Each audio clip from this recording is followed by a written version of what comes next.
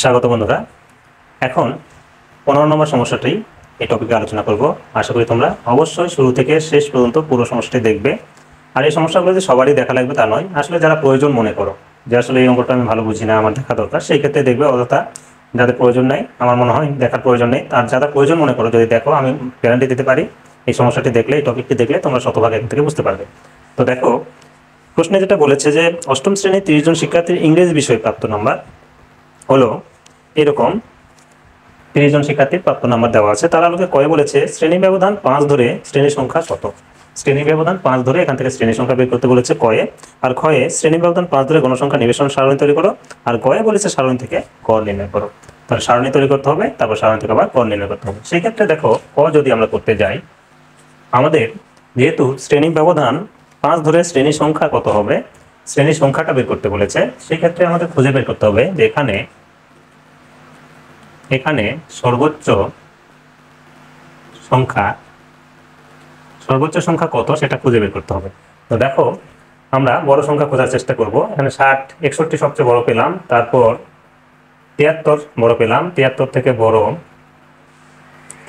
বড় আর পেলাম না। তাহলে সর্বোচ্চ সংখ্যা হচ্ছে 73 এবং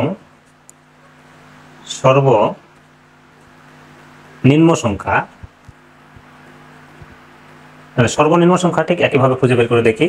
সবচেয়ে ছোট সংখ্যা 42 ছোট পেয়েছি এখানে, 42 থেকে ছোট এখানে, 42 থেকে ছোট এখানে দেখা যাচ্ছে না, তাহলে 42 থেকে ছোট এখানেও নাই। সেই ক্ষেত্রে সবচেয়ে ছোট সংখ্যা পেলাম 42, তাহলে সর্বোচ্চ সংখ্যা পেলাম 73 আর সর্বনিম্ন সংখ্যা পেলাম 42। অতএব আমাদের পরিসর সূত্রটা হচ্ছে সর্বোচ্চ সংখ্যা বিয়োগ সর্বনিম্ন সংখ্যা যোগ 1। এটা হলো পরিসরের সূত্র। তাহলে সর্বোচ্চ সংখ্যা পেয়েছি 73 বিয়োগ সর্বনিম্ন সংখ্যা পেয়েছি 42 যোগ 1। এখন একটু বাদ দিই, যদি 42 থেকে 73 থেকে 42, তাহলে এখানে 3 আছে কত হলে, 2 আছে কত হলে 3 1-এ, তারপরে 4 আছে কত হলে 7 3-এ, যোগ 1 31 হলো। এখন 31-এর সাথে 1 যোগ করলে 32। কিন্তু আমাদের চেয়েছে শ্রেণী ব্যবধান 5 ধরে শ্রেণী সংখ্যা বের করতে বলেছে। এখন ওই জন্য লিখবো আমরা অতএব শ্রেণী ব্যবধান 5 ধরে শ্রেণী সংখ্যা সমান, তাহলে 32-কে 5 দিয়ে ভাগ করব। তাহলে দেখো, 32-কে যদি 5 দিয়ে ভাগ করি পাওয়া যাবে 5 6 30, 6.4। কিন্তু শ্রেণী কখনোই দশমিক হতে পারে না, এই জন্য প্রায় চিহ্ন ব্যবহার করে লিখবো প্রায় 7টি। তার মানে 6-এর পরবর্তী 6টি শ্রেণী পূর্ণ, তাহলে পরবর্তী আরেকটা শ্রেণী মানে নিশ্চয়ই 7টি হবে। এই জন্য 6-এর পরবর্তী মানে 7টি শ্রেণী হবে 7টি। তাহলে এইটুকুই ক্ষয়ে চেয়েছিল। এখন ক্ষয়ে আমাদের শ্রেণী ব্যবধান 5 ধরে গণসংখ্যা নিবেশন সারণী তৈরি করতে বলেছে। তো সারণী করতে গেলে যেহেতু এগুলো এলোমেলো ভাবে আছে, আমাদের টালি চিহ্ন লাগবে। আবার সারণী থেকে গড় নির্ণয় করতে বলেছে। আর গড় নির্ণয় করার জন্য আমাদের, যদি আমরা ক্ষয়ের সারণীটা ব্যবহার করে গড় অঙ্ক করতে যাই, তাহলে আমাদের যে সারি এবং কলামটা আঁকাবো, প্রথমে দেব শ্রেণী ব্যাপ্তি, তারপরে লিখবো টালি চিহ্ন, তারপরে গণসংখ্যা, তারপরে শ্রেণীর মধ্যমান, তারপরে এফআই এক্সআই। তার মানে এই কয়টা মূলত কলাম লাগবে। আর সারি এখানে এই যে 7টি, এবং লেখার জন্য এবং মোটের জন্য 2টি, তাহলে মোট 9টি লাগবে সারি। তাহলে এই পাশে সেটা আমরা ক নাম্বার দিয়ে করতে পারবো, এবং ক্ষয়ের তথ্যটাই আমরা গয়ের কাজে লাগাবো, যেহেতু এটা সৃজনশীলের মতো ক খ গ দেওয়া আছে। সেই ক্ষেত্রে দেখো, ক নাম্বারটা শ্রেণী ব্যবধান 5 ধরে গণসংখ্যা নিবেশন সারণী তৈরি করা হলো, এরকম ভাষা লিখব যে শ্রেণী ব্যবধান 5 ধরে শ্রেণী গণসংখ্যা নিবেশন সারণী তৈরি করা হলো। এখন আমরা শ্রেণীটা তৈরি করব। প্রথমে লিখব শ্রেণী ব্যাপ্তি, তারপর লিখব টালি চিহ্ন, তারপরে লিখব গণসংখ্যা। ক্ষয়ের জন্য কিন্তু শ্রেণীব্যাপ্তি টালি চিহ্ন গণসংখ্যা এইটুকু করলেই হয়ে যেত, কিন্তু আমরা যেহেতু ক্ষয়ের তথ্যটাকে কাজে লাগিয়ে গ নম্বরটা করতে চাচ্ছি, এই জন্য এই দুইটা কলাম বাড়াই দিতে হবে। সেটা হচ্ছে শ্রেণী মধ্যমান আর হচ্ছে এফআই এক্সআই। তো তাহলে গণসংখ্যাকে আমরা বলবো এফআই, শ্রেণী মধ্যমানকে এক্সআই। তাহলে এই তথ্যগুলোকে কাজে লাগিয়ে আমরা এখন ছকটা আঁকাবো। আঁকানো হলো। এখন দেখো শ্রেণী ব্যাপ্তি, তাহলে শ্রেণী ব্যাপ্তি যেহেতু 5 ধরতে বলেছে, তাহলে এখানে শুরুর সংখ্যা কিন্তু ছিল 42। তাহলে দেখো আমরা একটা সুবিধাজনক বিন্দু মানে 41 যদি ধরি এবং এখান থেকে যদি 5 গুণি, তাহলে কিন্তু 41 থেকে 45, এই যে একটা সুবিধাজনক বিন্দু 41, 42, 43, 44, 45। আমাদের খেয়াল রাখতে হবে 41 থেকেই কিন্তু শুরু করতে হবে। তাহলে 41, 42, 43, 44, 45 হচ্ছে। এরপর 46 থেকে 50, 51 থেকে 55, তারপর 56 থেকে 60, 61 থেকে 65, 66 থেকে 70, 71 থেকে 75, এই পর্যন্ত আমাদের সর্বোচ্চ বিন্দু ছিল 73। 71 থেকে 75 মধ্যে ওই 73টা পেয়ে যাচ্ছে। তাহলে দেখো আমরা শ্রেণী ব্যাপ্তি লিখলাম 5 শ্রেণী ব্যবধান ধরে। গণনাটা শুরু করবো 41 থেকে, 41, 42, 43, 44, 45। এখন তোমরা কেউ মনে করতে পারো যে এখানে শুরুর বিন্দু আছে 42, তো আমি কেন 42 ধরলাম না? হ্যাঁ, 42 ধরলেও কিন্তু সমস্যাটার সমাধান হবে। তবে এই যে এখানে একটা প্যাটার্ন দেখা যাচ্ছে যে 5, 45, 50, 65, 55, 60, 65, এই প্যাটার্নটা কিন্তু আমরা আর পাবো না। এই প্যাটার্নকে পেতে গেলে অবশ্যই আমরা 41 থেকে শুরু করব। ঠিক আছে। এখন টালি চিহ্নটা কিভাবে দেব দেখো, এখানে প্রথম সংখ্যা 45, তাহলে এটার মধ্যে আছে একটা টালি দিয়ে দিলাম। এরপর 42, 42 এখানে আছে আরেকটা দিয়ে দিলাম। এরপর 60, 60 আছে এটার মধ্যে, এখানে দিয়ে দিলাম। এরপর 61 আছে এটার মধ্যে, এখানে দিয়ে দিলাম। এরপর 58 আছে এটার মধ্যে, এখানে দিয়ে দিলাম। 53 আছে এখানে দিয়ে দিলাম। 48 আছে এটার মধ্যে দিয়ে দিলাম। 52 আছে এটার মধ্যে দিয়ে দিলাম। 51 আছে এখানেই দিয়ে দিলাম।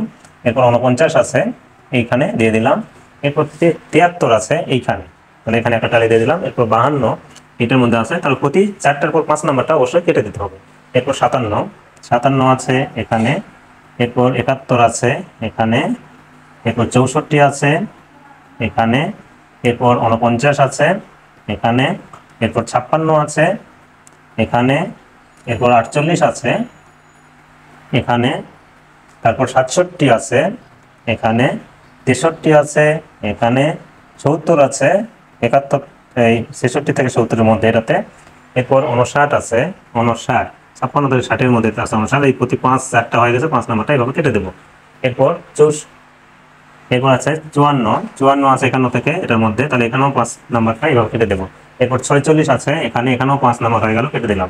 43 আছে এটার মধ্যে। এরপর আবার 56, তাহলে 56 আছে এখানে। এরপর 59 আছে এখানে।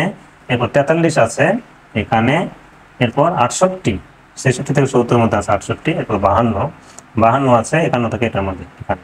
তাহলে সবগুলো টালি কিন্তু আমাদের দেওয়া হয়ে গেল। এখন আমাদের দেখার বিষয় যে এখানে মোট 30টি সংখ্যা ছিল, এখানে আসলে টালি চিহ্ন গণসংখ্যার জায়গায় লিখে 30টি হলো কিনা। যদি না হয় আবারও আমাদের যাচাই করে দেখতে হবে যে কোনোটা বাদ পড়ে গেল কিনা।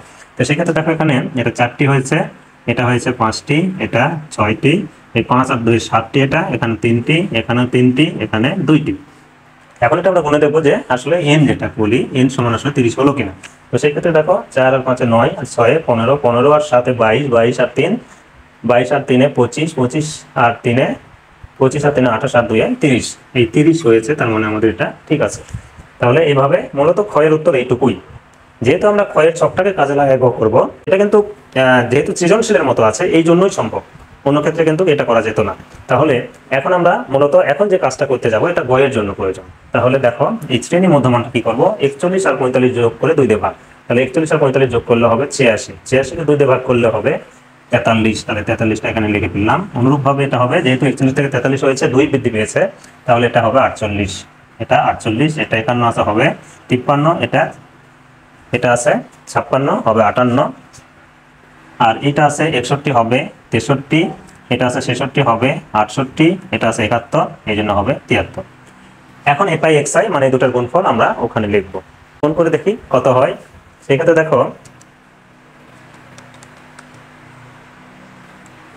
43 আর 4 গুণ করলে 172 হচ্ছে। অনুরূপভাবে 48 এবং 5 গুণ করতে হবে।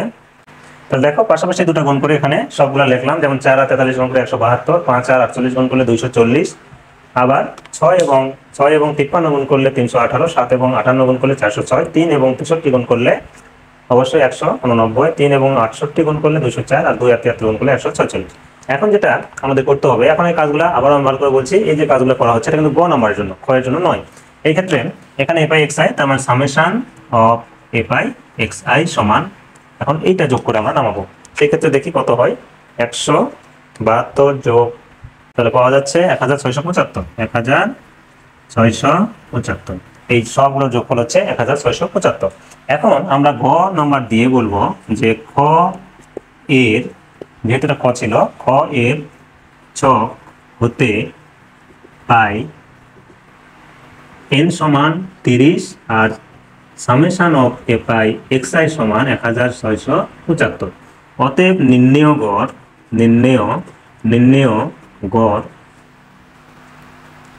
গড় সমান summation of F I X I ভাগ হচ্ছে n। তো summation of F I X I এর মান 1675, n এর মান হচ্ছে 30। এখন 1675কে 30 দিয়ে আমরা ভাগ করে যেটা পাবো সেটাই মূলত গয়ের উত্তর। তো এটা ভাগ যদি আমরা 30 দেই, সেক্ষেত্রে হবে 55 দশমিক, এই পাশে লিখছি 55.33, 55.83। এই 3 বারবার আছে, আমরা 2 ঘর নিব। তাহলে খেয়াল করে দেখি, আমরা যেটা করলাম যে কয়ে, এই অঙ্কের কয়ে চেয়েছিল যে এখানে শ্রেণী ব্যবধান 5 ধরে শ্রেণীর সংখ্যা নির্ণয় করতে বলেছিল। এই জন্য আমরা এই যে অবিন্যস্ত উপাত্তগুলো দেওয়া আছে, এলোমেলোভাবে যে উপাত্তগুলো দেওয়া ছিল সেখান থেকে সবচেয়ে বড় সংখ্যা খুঁজে বের করেছি এবং সবচেয়ে ছোট সংখ্যা খুঁজে বের করেছি। তারপর যেটা পরিসর নির্ণয়, যেটা সূত্র, পরিসর নির্ণয়ের সূত্র ব্যবহার করে পরিসরের মান পাওয়া গেল 32, আর শ্রেণী ব্যবধান 5 ধরে 32কে 5 ধরে ভাগ করলে 6.4 হয়। আর শ্রেণী কখনোই ভগ্নাংশ সংখ্যা হতে পারে না, এই জন্য তার পরবর্তী পূর্ণ সংখ্যা মানে 60টি শ্রেণী হবে। এখন এটাকে কাজে লাগে ক্ষয়ের গণসংখ্যা নিবেশন সারণী আঁকা হয়েছে এবং গয়ের জন্য এই দুটো কলামে কাজটা করে নেওয়া হয়েছে। তো সেই ক্ষেত্রে শ্রেণী ব্যবধি এখানে যদিও 42 শুরুর বিন্দু ছিল, কিন্তু আমরা 41 থেকে 45 ধরেছি। তার কারণ হচ্ছে এই পাশে একটা প্যাটার্ন পাওয়ার জন্য, একটা 5, 10, 15, 20 এই যে একটা প্যাটার্ন, এই প্যাটার্নটা পাওয়ার জন্য আমরা 41 থেকে শুরু করেছিলাম। এরপর ট্যালির চিহ্নটা এখান থেকে কিভাবে দেওয়া হলো নিশ্চয়ই তোমরা বুঝতে পেরেছো। তারপরে গড় নম্বর করতে চাই আমরা, এই যে সমস্যাটা গড় নির্ণয়, এটা এর আগে অনেক অঙ্কে ব্যবহার কিন্তু করেছি। আশা করি বুঝতে পেরেছো। আজ এ পর্যন্তই, দেখা হবে পরের টপিকে। সে পর্যন্ত সকলে ভালো থাকবে।